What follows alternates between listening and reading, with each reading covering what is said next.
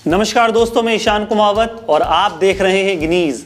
आने वाले विधानसभा उपचुनाव के लिए आरएलपी यानी राष्ट्रीय लोकतांत्रिक पार्टी राजसमंद, सहाड़ा और सुजानगढ़ से किसे अपना प्रत्याशी बनाएगी, इसको लेकर भी राजनीति चर्चाएं जोरों पर है।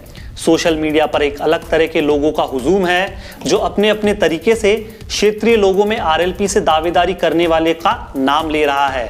दावेदारों ने भी अपनी अपनी प्रोफाइल तैयार करके आला नेताओं को भेज दी है, लेकिन अभी तक कोई कंफर्म रिपोर्ट नहीं आई है।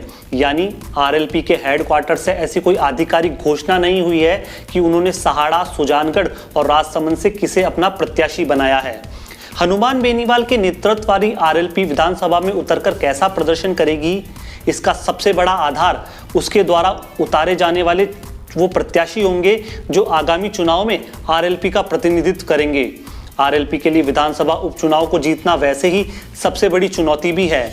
ऐसे में वह 3 विधानसभा पर होने वाले बाई इलेक्शन में किसके नाम पर मोहर लगाएगी, ये सबसे बड़ा सवाल है, क्योंकि राष्ट्रीय लोकतांत्रिक पार्टी के लिए इन चुनाव के जरिए ही 2023 की जमीन भी तैयार की जाएगी। इन इलेक्शन में पार्टी का प्रदर्शन ही पार्टी का भविष्य भी तय करेगा।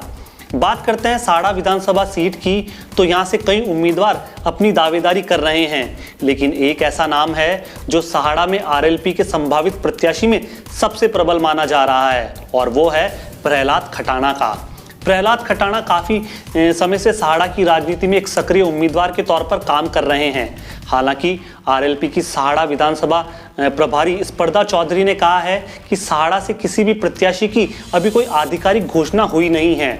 साथ ही उन्होंने सहाड़ा, राजसमंद और सुजानगढ़ के प्रत्याशी की घोषणा हनुमान बेनीवाल के फेसबुक पेज पर भी होने की बात कही है।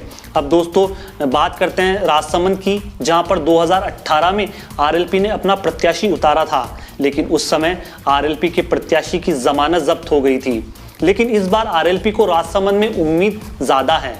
हालांकि राजसमंद विधानसभा क्षेत्र भाजपा का गढ़ है, लेकिन इसी साल हुए नगर परिषद में कांग्रेस ने यहाँ 25 साल पुराने बोर्ड को उखाड़ फेंका था। ऐसे में आरएलपी अपनी जमीन यहाँ कैसे तैयार करती है, ये देखने वाली बात होगी। At last but not the least, Sujangarh Vidhan Sabha seat, यहाँ से आरएलपी की जीत का दावा काफ़ी किया जा रहा है और वो सबसे प्रबल दावा भी माना जा रहा है।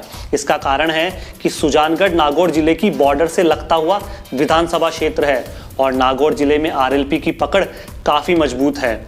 यहाँ से 2 विधानसभा सीट में ही आरएलपी के विधायक 2018 में जीते भी थे। अब ये माना जा रहा है कि नागौर जिले में आरएलपी की पकड़ का फायदा सुजानगढ़ में मिल सकता है।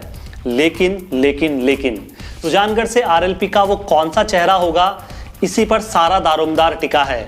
हालांकि हनुमान बेनीवाल और उसकी टीम ने एक कमर कस के तैयारी की है और मंथन जारी है। किसी भी वक्त तीनों प्रत्याशियों के नाम की घोषणा हो सकती है। लेकिन दोस्तों, आपकी क्या राय है? राजसमंद, सहाड़ा और सुजानगढ़ से आरएलपी को किसे अपना प्रत्याशी बनाना चाहिए, किस चेहरे पर मोहर लगाकर उसे मैदान में उतारना चाहिए और कौन सा चेहरा आरएलपी को जीत दिला सकता है? आप अपनी राय नीचे कमेंट में लिख सकते हैं। साथ ही उस उम्मीदवार, आपके पसंदीदा कैंडिडेट का नाम भी नीचे लिखिएगा ज़रूर। शुक्रिया, बहुत बहुत धन्यवाद।